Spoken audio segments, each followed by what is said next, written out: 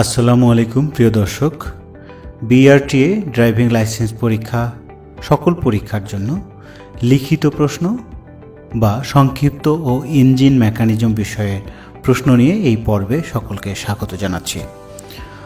আমরা দেখে নেই, প্রশ্নপত্রের পূর্ণমান থাকে 20 নম্বর। ড্রাইভিং লাইসেন্স পরীক্ষায় প্রতিটি প্রশ্নের মান 1, পাস নম্বর 12, সময় 20 মিনিট, সংক্ষিপ্ত প্রশ্ন 6টি 6 নম্বর, ইঞ্জিন মেকানিজম সম্পর্কিত প্রশ্ন 6টি 6 নম্বর এবং নৈর্ব্যক্তিক প্রশ্ন 8টি 8 নম্বর। এই 20 নম্বরের পরীক্ষা হয়। আমরা এই ভিডিওতে সংক্ষিপ্ত প্রশ্ন এবং ইঞ্জিন মেকানিজম সম্পর্কিত প্রশ্ন নিয়ে কথা বলবো, যেটাকে আমরা প্রথম পর্ব নাম দিয়েছি। আমরা দ্বিতীয় পর্বে নৈর্ব্যক্তিক প্রশ্ন নিয়ে কথা বলবো এবং তৃতীয় পর্বে ভাইবা বা ট্রাফিক সাইন নিয়ে কথা বলবো। প্রথম প্রশ্ন, গাড়ি রাস্তার কোন পাশ দিয়ে চলাচল করবে? এর উত্তর হচ্ছে গাড়ি রাস্তার বাম পাশ দিয়ে চলাচল করবে। যে রাস্তায় একাধিক লেন থাকবে সেখানে বাম পাশের লেনে ধীর গতির গাড়ি আর ডান পাশের লেনে দ্রুত গতির গাড়ি চলাচল করবে। ড্রাইভিং লাইসেন্স পাওয়ার সর্বনিম্ন বয়স কত? পেশাদার চালকের ক্ষেত্রে 20 বছর, অপেশাদার চালকের ক্ষেত্রে 18 বছর। লাল বৃত্তের মধ্যে হর্ন আঁকা থাকলে কি বোঝায়? হর্ন বাজানো নিষেধ। কোন কোন স্থানে গাড়ি পার্ক করা নিষেধ? পার্কিং নিষেধ বোর্ড আছে এমন স্থানে, জাংশনে, ব্রিজ বা কালভার্টের উপর, সরু রাস্তায়, হাসপাতাল ও শিক্ষা প্রতিষ্ঠান এলাকায়, পাহাড়ের ঢালে ও ঢালু রাস্তায়, ফুটপাথ, পথচারী পারাপার এবং তার আশেপাশে, বাস স্টপেজ ও তার আশেপাশে এবং রেল ক্রসিং ও তার আশেপাশে। প্রিয় দর্শক, এখানে বলে রাখি, সাধারণত প্রশ্নে উল্লেখ করা থাকে যে কোনো দুটি লিখতে। সেক্ষেত্রে ব্রিজ, কালভার্টের উপর বা সরু রাস্তায় বা হাসপাতালে বা শিক্ষা প্রতিষ্ঠানে এরকম যে কোনো দুটো লিখলেই কিন্তু হবে। কোন কোন স্থানে গাড়ি হর্ন বাজানো নিষেধ? এক্ষেত্রেও দুটো বা তিনটা উল্লেখ করতে বলতে পারে। নীরব এলাকায়, হাসপাতাল, শিক্ষা প্রতিষ্ঠান, অফিস, আদালত বা অনুরূপ প্রতিষ্ঠানসমূহের চতুর্দিকে 100 মিটার পর্যন্ত এলাকা নীরব এলাকা হিসেবে চিহ্নিত। তাহলে যদি প্রশ্ন আসে গাড়ির হর্ন বাজানো কোথায় কোথায় নিষেধ, যে কোনো দুইটি বা তিনটি লিখুন। তাহলে হাসপাতাল, শিক্ষা প্রতিষ্ঠান এবং অফিস, আদালত, এই কয়েকটা লিখলেই হবে। ক্ষতিকর ধোঁয়া নির্গত গাড়ি চালানোর শাস্তি কি? 200 টাকা জরিমানা। ইঞ্জিনে কুলিং মিডিয়া হিসেবে কি ব্যবহৃত হয়? ইঞ্জিনে কুলিং মিডিয়া হিসেবে পানি ব্যবহৃত হয়। নিয়মিত ব্যাটারির কি পরীক্ষা করা উচিত? নিয়মিত ব্যাটারির পানি পরীক্ষা করা উচিত। এয়ার ক্লিনারের কাজ কি? পরিষ্কার বাতাস ইঞ্জিনে প্রবেশ করানো। ইঞ্জিন ভাল্ব কত প্রকার? ইঞ্জিন ভাল্ব 2 প্রকার। কুলিং ফ্যানের কাজ কি? কুলিং ফ্যানের কাজ হচ্ছে ইঞ্জিনকে ঠান্ডা করা। গাড়ি চালানোর আগে করণীয় কাজ কি কি? এক্ষেত্রেও 2টা বা 3টা লিখতে বলা হতে পারে। আমরা একটু দেখে নিই। গাড়ির হালনাগাদ, বৈধ কাগজপত্র গাড়ির সঙ্গে রাখা, গাড়িতে জ্বালানি আছে কিনা পরীক্ষা করা, না থাকলে পরিমাণ মতো নেওয়া, রেডিয়েটর ও ব্যাটারিতে পানি আছে কিনা পরীক্ষা করা, না থাকলে পরিমাণ মতো নেওয়া, ব্যাটারির কানেকশন পরীক্ষা করা। পেট্রোল ইঞ্জিনের প্রতি সিলিন্ডারের জন্য স্পার্ক প্লাগ কয়টি থাকে? স্পার্ক প্লাগ 1টি করে থাকে। সাইলেন্সারের কাজ কি? সাইলেন্সারের কাজ হচ্ছে ধোঁয়া নির্গমন করা বা ধোঁয়া বের করে দেয়া। স্পার্ক প্লাগ কোথায় থাকে? স্পার্ক প্লাগ থাকে ইঞ্জিন হেডে।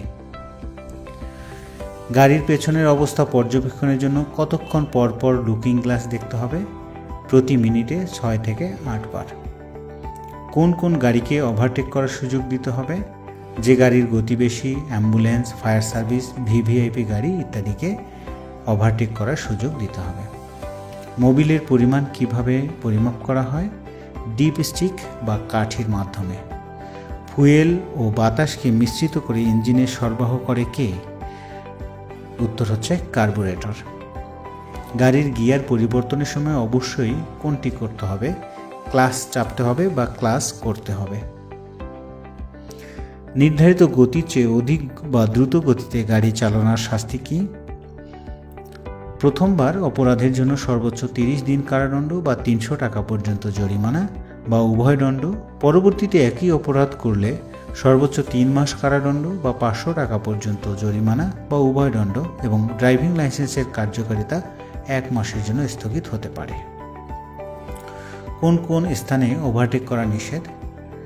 ওভারটেকিং নিষেধ আছে এরকম সম্বলিত সাইন থাকে এরকম জায়গায়: জাংশনে, ব্রিজ বা কালভার্টে, হাসপাতাল ও শিক্ষা প্রতিষ্ঠান এলাকায়। ব্রিজে ওঠার পূর্বে একজন চালকের করণীয় কি? ব্রিজে, বিশেষ করে উঁচু ব্রিজের অপর প্রান্ত থেকে আগত গাড়ি সহজে দৃষ্টিগোচর হয় না, বিধায় ব্রিজে ওঠার পূর্বে সতর্কতার সাথে গাড়ির গতি কমিয়ে উঠতে হবে। তাছাড়া রাস্তার তুলনায় ব্রিজের প্রস্থ অনেক কম হয়, বিধায় ব্রিজে কখনো ওভারটেকিং করা যাবে না। পার্শ্ব রাস্তা থেকে প্রধান রাস্তায় প্রবেশ করার সময় কি কি সতর্কতা অবলম্বন করতে হয়?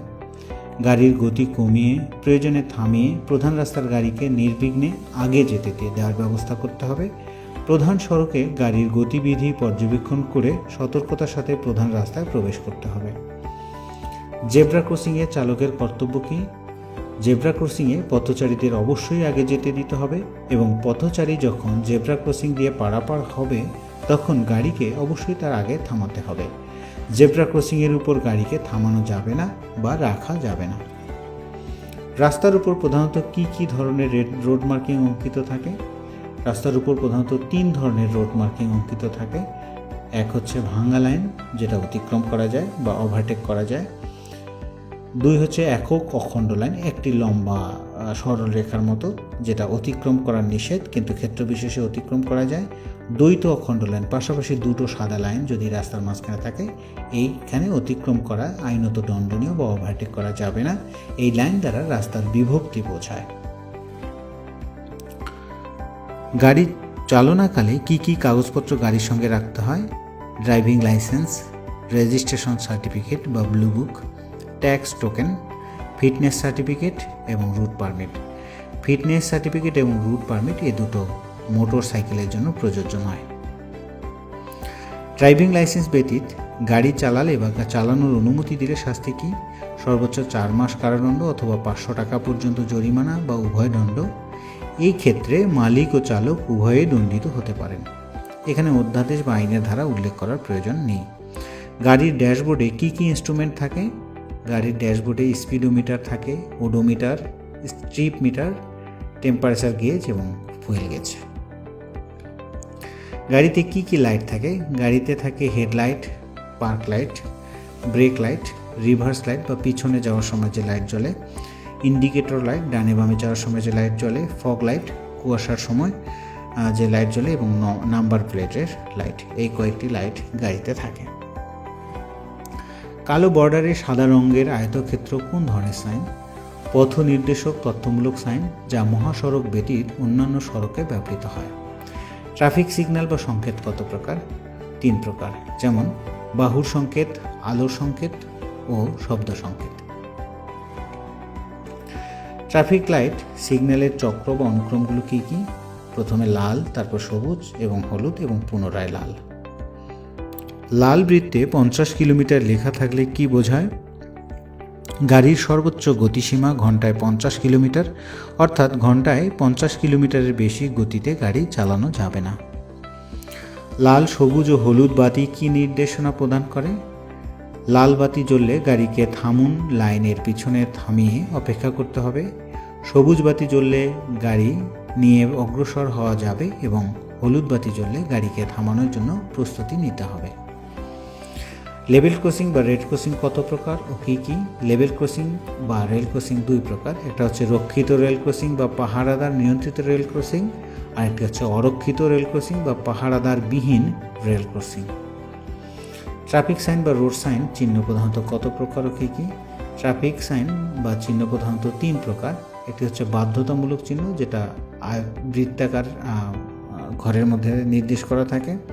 সতর্কতামূলক, যেটা ত্রিভুজাকৃতি ঘরের মধ্যে নির্দেশ করা থাকে, এবং তথ্যমূলক, যেটা আয়তাকার বক্সের মধ্যে নির্দেশ করা থাকে। লাল বৃত্তাকার সাইন কি নির্দেশনা প্রদর্শন করে? নিষেধ করা বা যাবে না বা অবশ্য বর্জনীয় নির্দেশনা প্রদান করে। নীল বৃত্তাকার সাইন কি নির্দেশনা প্রদান করে? করতে হবে বা অবশ্য পালনীয় নির্দেশনা প্রদান করে। লাল ত্রিভুজাকৃতির সাইন কি নির্দেশ দেয়? সতর্ক হওয়ার নির্দেশনা প্রদর্শন করে। নীল রঙের আয়তক্ষেত্র কোন ধরনের সাইন? সাধারণ তথ্যমূলক সাইন। সবুজ রঙের আয়তক্ষেত্র কোন ধরনের সাইন? পথ নির্দেশক তথ্যমূলক সাইন। প্রিয় দর্শক, আমরা এই ট্রাফিক সাইনগুলো নিয়ে এই ধারাবাহিকতার তৃতীয় পর্বে ট্রাফিক সাইন নিয়ে বিস্তারিত কথা বলবো। আপনারা সেখানে এগুলো সচিত্র দেখতে পারবেন। সকলের সাফল্য কামনা করছি। আমরা দ্বিতীয় পর্বে নৈর্ব্যক্তিক প্রশ্ন নিয়ে কথা বলবো। সে পর্যন্ত সবাই ভালো থাকবেন।